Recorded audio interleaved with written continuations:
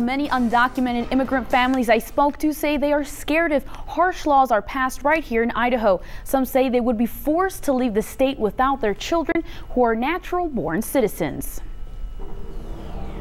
We have to think in ourselves and we have to think in our families. Every day it's like living in the shadows. We're going to be scared, we're going to be afraid. Families in fear because they are breaking the law. I crossed the border in Arizona. They do it because of what they don't have and for what a few small steps across the border can bring. To live the American dream.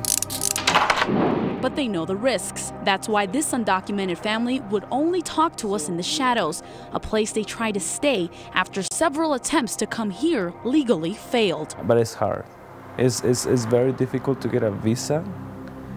You have to be a rich person, you have to have properties in Mexico. Many undocumented immigrants say they'll do whatever it takes to find work to support their families, so some of them will find a job to work out in a field like this one because they don't have to show any identification.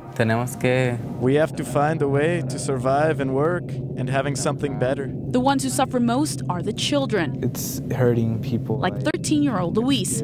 He says his life is hard because he never wanted to break the law. He had no choice. His parents brought him from Mexico when he was only 4 years old. They could just arrest me or something right there. I think that's kind of scary.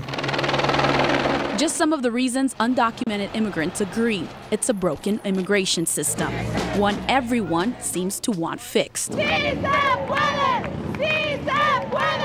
Chants of hopes are heard across the country every May.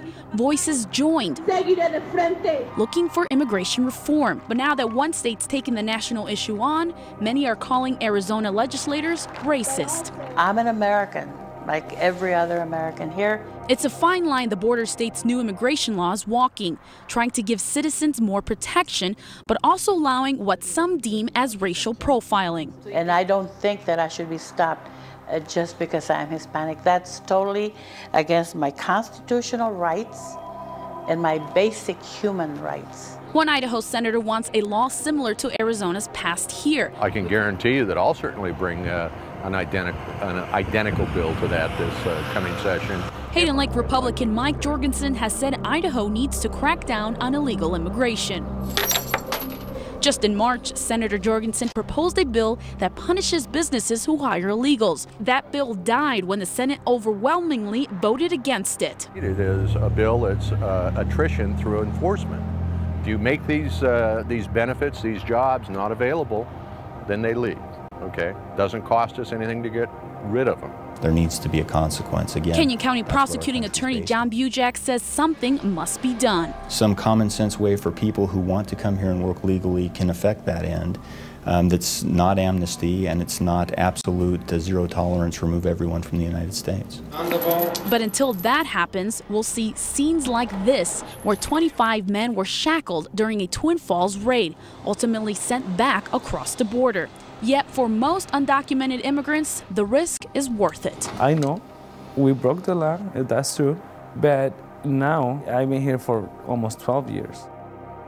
The Idaho Community Action Network that participated in tonight's IPTV's debate on immigration says reform is a federal issue and not the state's responsibility. The reality is, as Americans, as Idahoans, we have become addicted to immigrant labor. And if that's the case and if that's the reality, we need to make sure that we have a system that works, that's orderly, that's legal, and that's fair as well. Now, both sides did agree that some type of comprehensive immigration reform is needed, whether it's border security or dealing with the backlogs of visa work permits. Something is needed for the whole country. Reporting live Studio 6, Jackie Orozco, today's Channel 6 News.